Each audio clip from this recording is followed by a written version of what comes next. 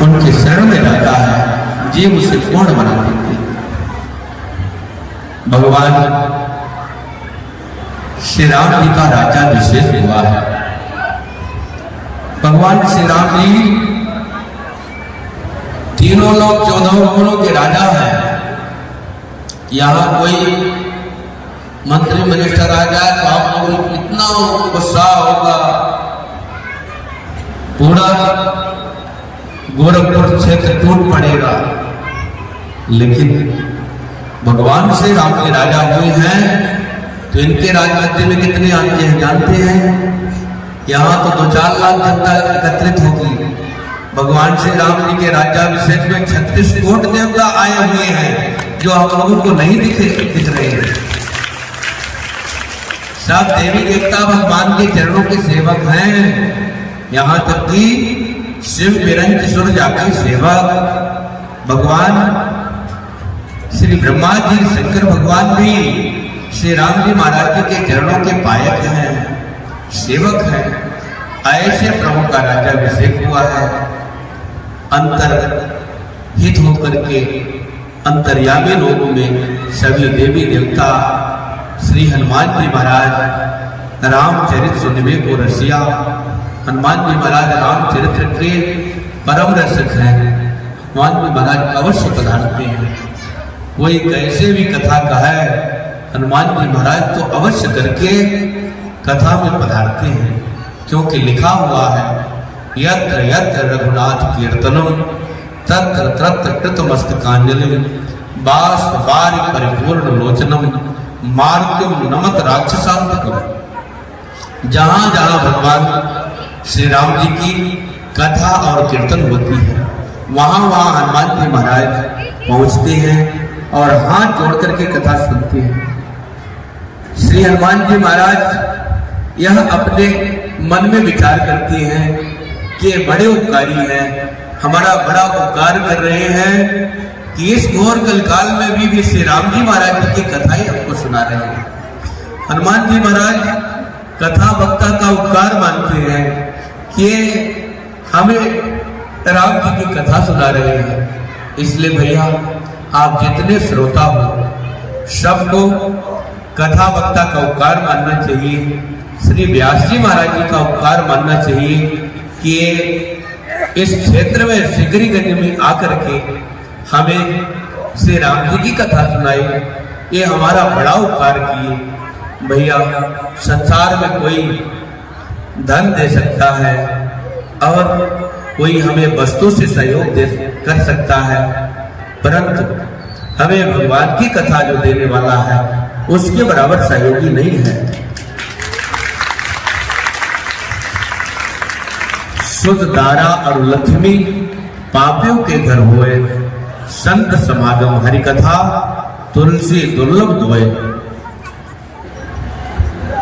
स्त्री पुत्र और लक्ष्मी ये पापी के घर में भी होती है।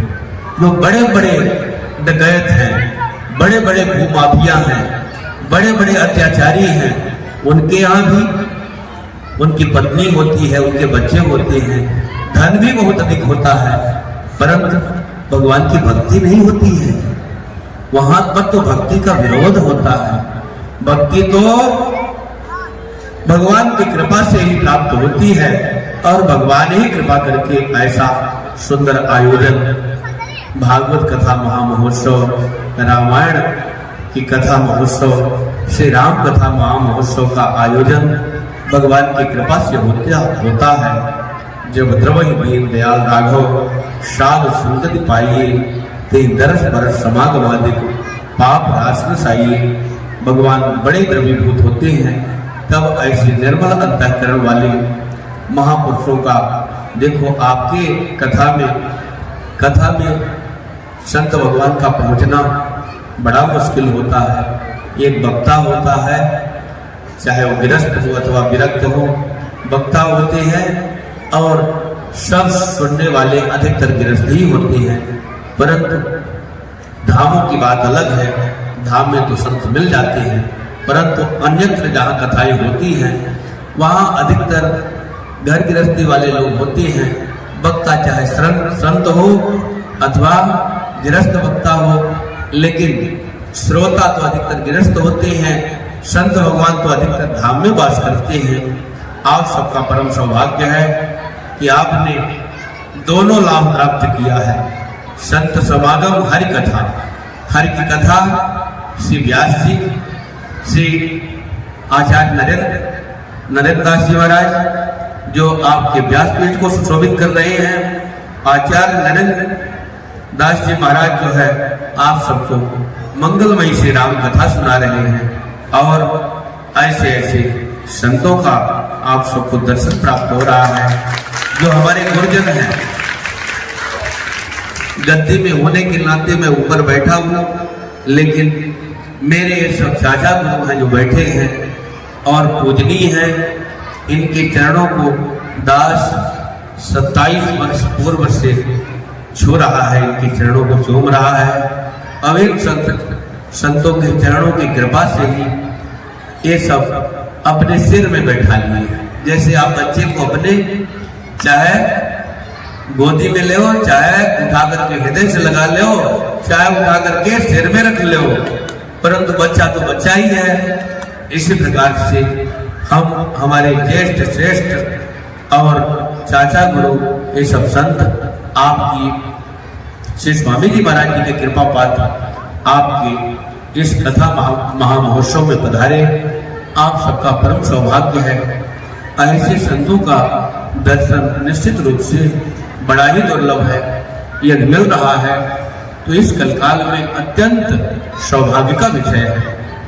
मैं भी अपने आप को सौभाग्यशाली समझता हूँ। इस स्वामी जी महाराज जी की कृपा इस दास पर प्राप्त हुई और धरोहर रूप में श्री स्वामी जी महाराज ऐसे संतों को हमारे सेवा के लिए हमारी हिस्से में दिया है। मेरा परम सौभाग्य है, इसको मैं अपना परम सौभाग्य समझता हूँ कि स्वामी जी महाराज जी के विरक्त शिष्यों में जितने संत हैं वे सब हमारे शिरोभूषण हैं और मुझे ही उन सबका सबके सेवा का सौभाग्य प्राप्त है। यह और गौरव का विषय है कि हमें ही उन्हें सेवा का अवसर प्राप्त हो रहा है। इनके आशीर्वाद की छाया में यह दास सेवा कर रहा है। तो ऐसे ऐसे संत आपके यहाँ आए हैं। ऐसा मत समझ लेना कि मैं आज आया हूँ तो पहले से संत नहीं थे।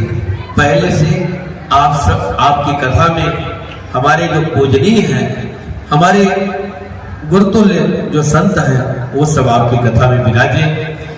अयोध्या के ये शिरोभूषण है। अयोध्या में जो संत हैं उन संतों में ये शिरोभूषण है, क्योंकि स्वामी जी महाराज हमारे अयोध्या के महनीय संतों में अयोध्या के शिरोभूषण थे। उन्हीं के शिष्य प्रशिष्य आपके इस कथा में विराजे। मानो सारी अयोध्या आपके कथा में पधार गई है और भगवान श्री राजा रामचंद्र भगवान आपके कथा में पधारे। उनका राज्याभिषेक हुआ।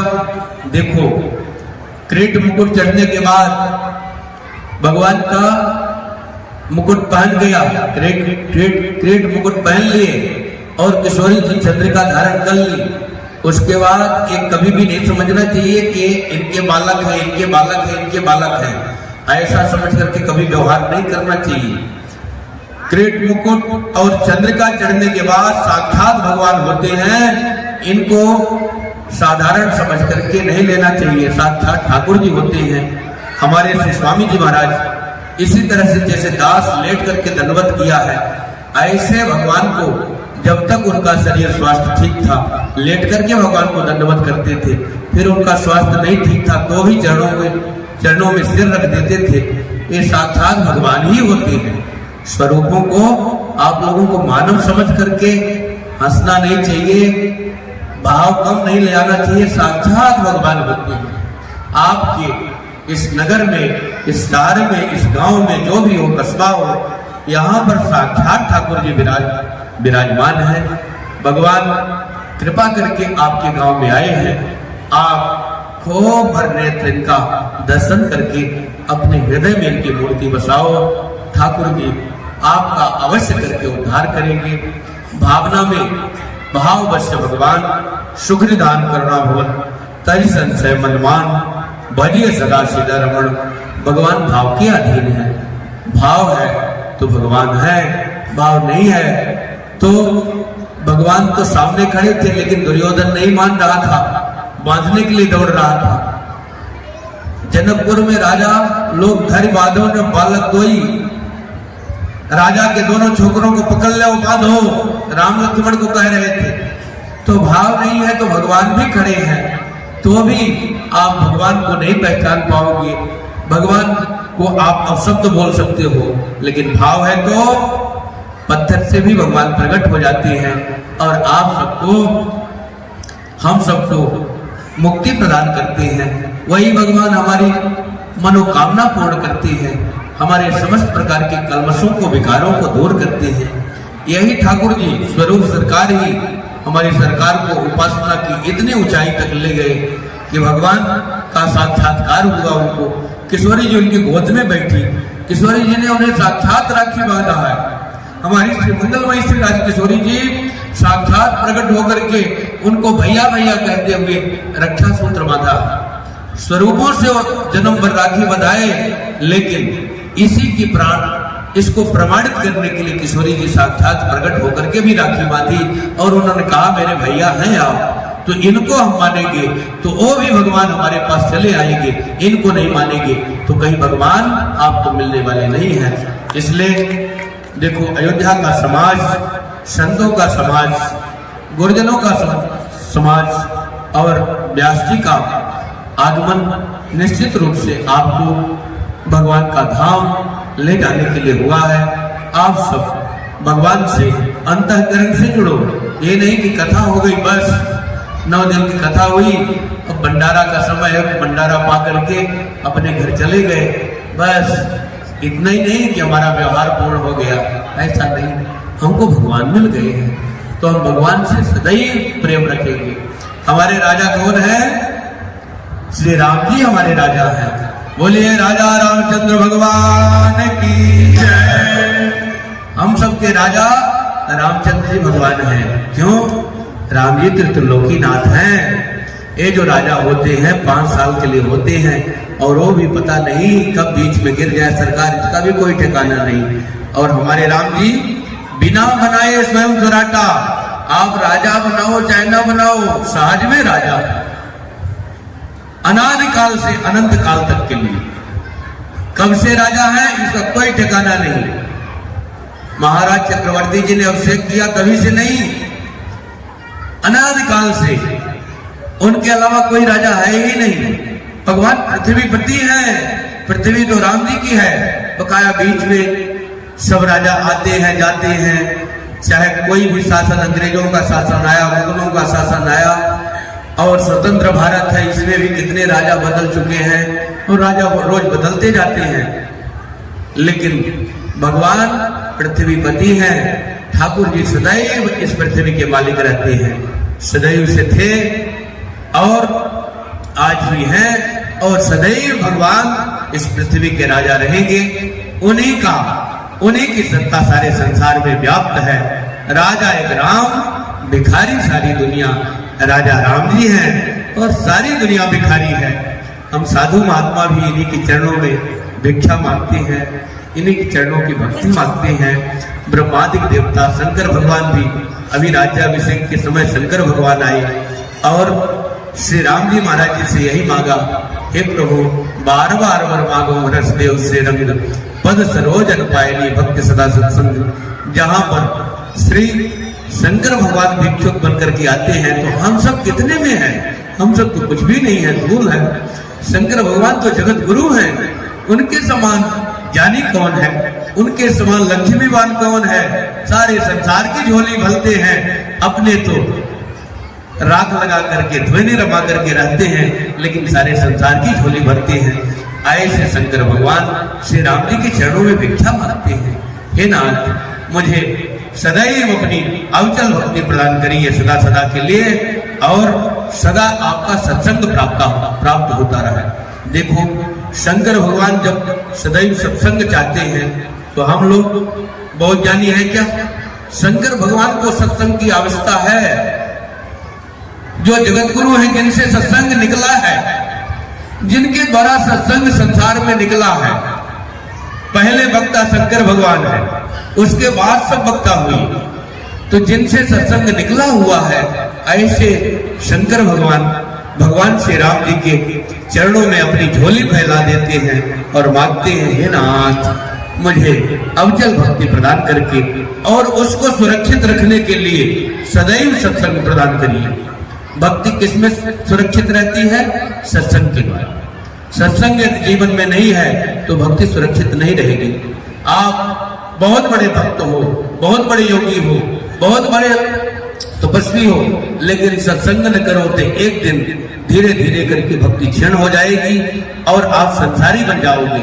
और सत्संग सदैव होता रहा है तो बहुत बड़े संसारी हो, एक दिन भगवान की कृपा से, सत्संग की कृपा से एक दिन ऐसा आएगा कि आप महान से महान योगी, भक्त और कर्मठ ज्ञानी सब कुछ प्राप्त कर लोगे।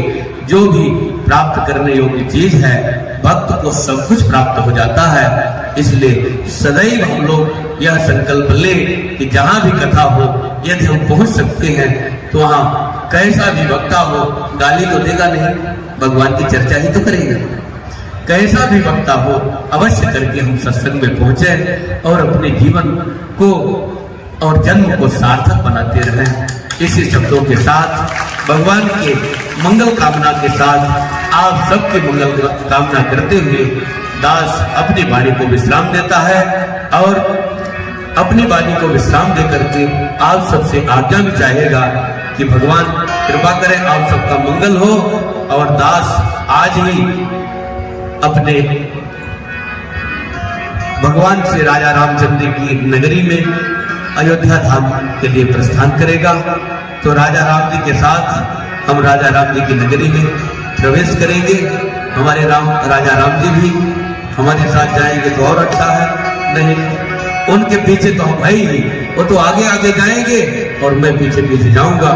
तो मुझे आशा है कि राम जी मुझे अपनी अयोध्या धाम में आज पहुंचाएंगे और सबको ये प्रसन्नता पूर्वक आज्ञा प्रदान करना। श्री सीताराम जी महाराज की